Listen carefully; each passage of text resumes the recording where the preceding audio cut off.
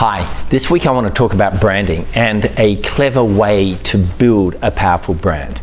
You know, a lot of business owners have heard about the concept of the USP, the unique selling proposition. It's been around for about 50 years and it's a really good concept. The concept is that you try and focus in on one thing that you can really own. And once you have that, that's what you do all your marketing around.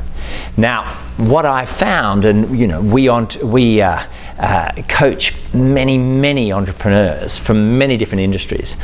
What I found is that often people can't pick what that unique thing is. They say, well, look, I can't just focus in on one thing. I do this, I offer this, we're pretty good at this as well. And there lies the problem, because they usually decide to become generalists and they tell a market that they do 10 things. As a result of that, they don't stand out. They're just another company promising everything.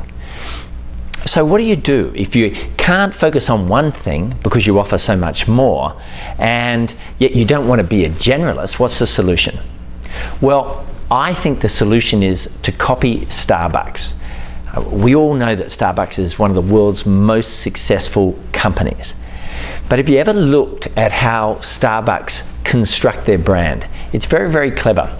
Number one, they own coffee. They talk about coffee, and they're very deep with coffee. So there's many different styles of coffee, many different types of coffee beans, etc., etc. So they really own coffee.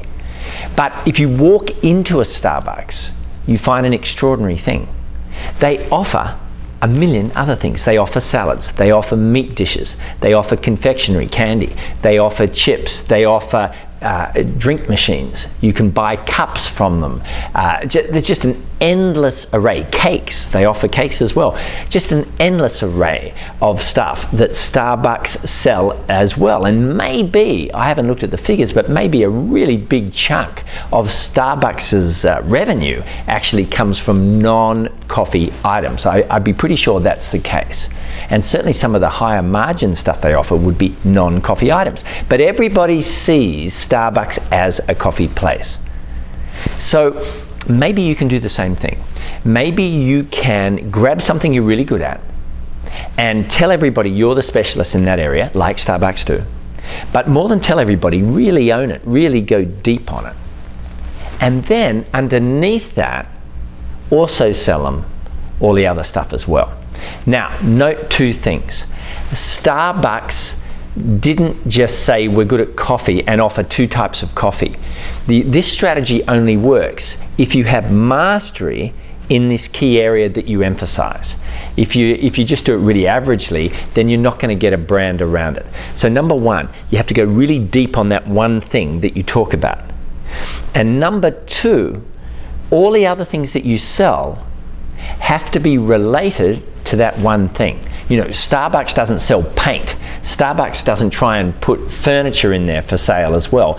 What they sell is a million different items that a typical coffee drinker may also be interested in buying. So all their other products are relevant to their key core area of excellence. So I think that's a terrific way to look at your brand if you can't think of something unique. Well, it's worked for Starbucks. I think there's a damn good chance it can work for you as well.